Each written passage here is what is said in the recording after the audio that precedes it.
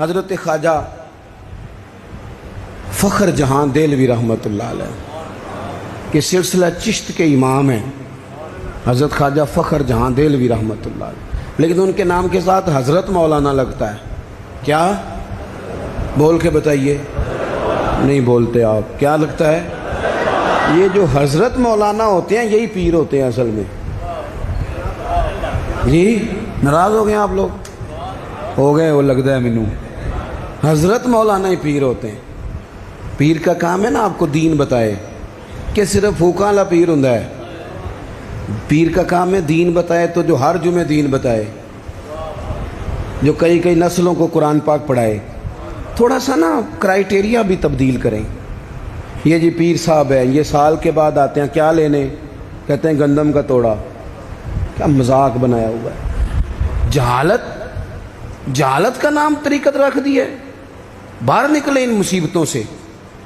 یہ جاہل بلا وجہ سوار ہو جاتے ہیں، سال کے بعد آتے ہیں۔ آپ پورا سال اتنا اپنے امام کو نہیں دیتے جتنا ایک چکر میں اس جاہل کو دے دیتے۔ مہربانی کریں آپ۔ فروغ علم تب ہوتا ہے جب علم کی سپورٹ ہوتی ہے۔ تھوڑا سا نا چیزوں کو تبدیل کریں، بدلیں۔ وہ کہتے ہیں جناب یہ حضرت ہیں، مولوی صاحب کی داڑھی تھوڑی سی چھوٹی ہو تو نماز نہیں ہوتی، تو پیر صاحب کی چھوٹی ہو تو بیعت ہو جاتی ہے۔ ہو جو ناراض کوئی گل نہیں، ہو جاتی ہے بیعت اس کی۔ کمال آدمی ہے بھائی۔ وہ مولوی صاحب کی داڑھی سارے چیک کرتے ہیں کہ پوری ہے کہ نہیں، تو پیر صاحب اندر داخل ہو تو ان سے بھی کہا کرو ذرا ٹھہر جا، پہلے پوری کر۔ خلاف پیغمبر کسے راہ گزیر۔ حضرت سعدی کہتے ہیں جو حضور کے طریقے پہ نہ چلے وہ کس طرح منزل تک پہنچ سکتا ہے؟ اصل حضور کی سنت ہے، شریعت ہے۔ اس لیے زندگی کے اندر اصول بنائیں۔ اصول ہم مانتے صحیح کر کے ہیں، صحیح کر کے مانتے ہیں، پر ماننے سے پہلے بھی ذرا صحیح کر کے سوچتے ہیں۔ ان چیزوں پر ضرور۔ حضرت مولانا فخر جہاں دہلوی محبت کے آدمی تھے نا، اللہ تعالیٰ نے انہیں بڑا نوازا، ان کی محبت لوگوں کے دلوں میں بڑی بڑھنے لگ گئی، تو لوگ ذرا دھیان رکھتے ہیں کہ کس بندے کی آج کل واہ زیادہ ہے۔ یہ جو سیاسی لوگ ہوتے ہیں یہ توجہ رکھتے ہیں کہ ایسا نہ ہو کہ کل کوئی بندہ ہمارے لیے مسئلہ بن جائے، یہ پسند نہیں کرتے۔ تو بادشاہ نے دیکھا کہ اتنے لوگ عقیدت مند ہو گئے ہیں، ہزاروں کا مجمع جمعے میں جاتا ہے، بڑا رش ہے۔ اس نے ایک طوائف کو تیار کیا، کہ جا کے نا تو معاذ اللہ اس طرح کی اداکاری کرو کہ الزام لگ جائے۔ اب بعض بندے اداکاری اس طرح کی کرتے ہیں کہ سامنے والا ویسے ہی پریشان ہو جاتا ہے۔ وہ کسی نے کہا تھا مخلوق تو فنکار ہے اس درجہ کے پل بھر میں، سنگے در کعبہ سے بھی اصنام تراشے، تم کون ہو کیا چیز ہے داغ کبابی، لوگوں نے تو جناب مریم پہ بھی الزام تراشے۔ تو منٹ لگاتے ہیں، الزام لگا دیتے ہیں۔ حضرت جمعہ پڑھا کے نیچے اتر رہے تھے، سیڑھیاں ادھر ادھر، مریدوں کا رش تھا۔ سامنے اچانک وہ بی بی آ گئی۔ دلی سارا جانتا تھا کہ یہ عورت کیا ہے، کیا کردار رکھتی ہے۔ سامنے آ کے اس نے کہا السلام علیکم۔ شیخ نے گرد نظر جھکا کے کہا وعلیکم السلام۔ تو اس نے اس طرح گفتگو شروع کی جیسی بڑی جاننے والی نہیں۔ بعض لوگ بڑے چالاک ہوتے ہیں۔ پرانے زمانے میں ہم نے سنا تھا کہ فلانا شیشے میں اتار لیتا ہے، اب تو بعض بندے چھوٹی سی شیشی میں بھی اتار لیتے ہیں۔ بڑے تیز ہیں، بڑی باتیں آتی ہیں، بڑی۔ اس نے بھی بڑی طبیعت پوچھی، صحت کیسی ہے؟ وہ کمر میں درد تھا، اس کا کیا حال ہے؟ اب وہ جو سارے مرید پکے نہیں ہوتے، کچھ کچے پکے بھی ہوتے ہیں۔ وہ جو کچے پکے تھے وہ پریشان ہو گئے کہ واقعی کبھی پوچھا تو نہیں پیر صاحب سے رات کو کہاں ہوتے ہیں؟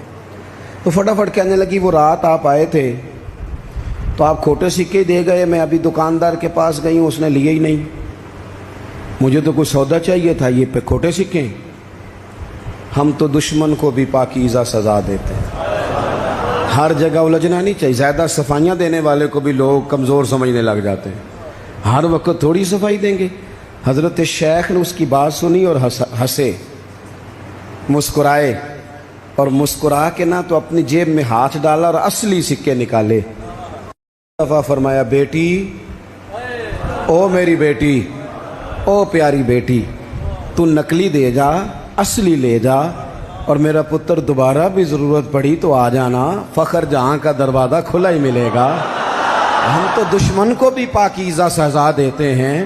آپ محبت کریں گے، سامنے والا آئے جتنی مرضی نفرت لے کے آئے، ہم اپنا لہجہ کیسے بدلیں؟ ہمارے پاس وہ شے ہی نہیں جو لوگ چاہتے ہیں پیدا ہو. کہاں سے لائیں وہ نفرت؟ وہ بازاری زبان کہاں سے لائیں؟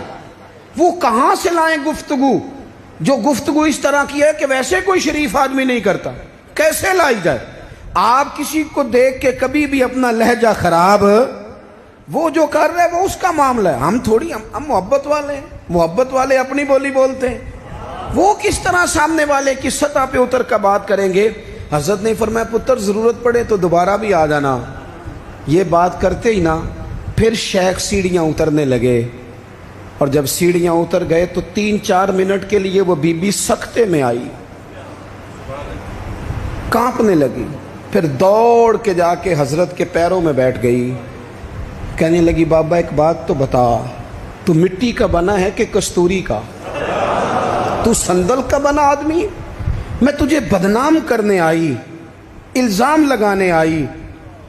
چاہیے تو یہ تھا کہ لوگ مجھ پر تھپڑوں کی برسات کرا دیتے، تیرا چہرہ جلال سے سرخ ہو جاتا، اور میں بدنام کرنے آئی.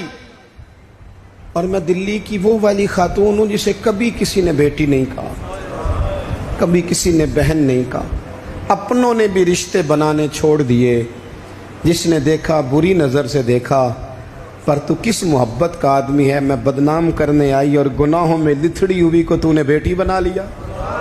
یہ جملے کہتے ہی اس خاتون نے دوپٹہ اٹھایا، چہرے پہ اوڑا، اور کہنے لگی دلی والوں اب میں تمہیں بتاؤں گی فخر جہاں کی بیٹی کس طرح کی ہوتی ہے. اب میں بتاؤں گی. آج کے بعد میرے مکان کو کوئی گانے باجے کی جگہ سمجھ کے نہ آنا، اسے میں نے مسجد بنا دیا ہے. قیامت تک مدینے والے کے نام کی اذانیں پڑھی جائیں گی. مسجد کا ارادہ کر دیا ہے. اپنے سنیں جی، اپنے لہجوں میں محبت. سامنے والا وہ ہمارے ہاں نا 2-4 فلسفے بھی ہیں ہمارے. کچھ لوگ کہتے ہیں دکھ بڑے ہیں اس لیے میں سخت ہو گیا ہوں.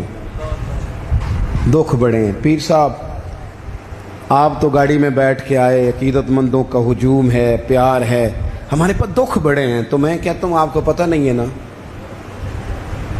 دکھ جس جگہ جاتے ہیں نا وہ رنگ ضرور بدلتے ہیں پر رہتے دکھ ہی ہیں. رہتے وہ ہر ایک کے پاس ہیں، اس لیے کہ دکھ پیارے بڑے ہیں نا. نبیوں رسولوں کے پاس بھی رہے ہیں، اور ہمارے درویشوں نے ہمیں سبق پڑھایا ہے کہ دکھ قبول محمد بخشا، بس راضی رہن پیارے. اگر وہ اس طرح خوش ہیں تو ہم بھی خوش ہیں. تو دکھ تو ہر بندے کو ہے. اب کیا بندہ ہنسنا چھوڑ دے؟ میں دکھی بڑا ہوں تو لہذا تلخ ہوں. او بھائی، نبی پاک صلی اللہ تعالی علیہ وسلم نے فرمایا ہے لوگوں سارے نبی ستائے گئے اور میں سب سے زیادہ ستایا گیا.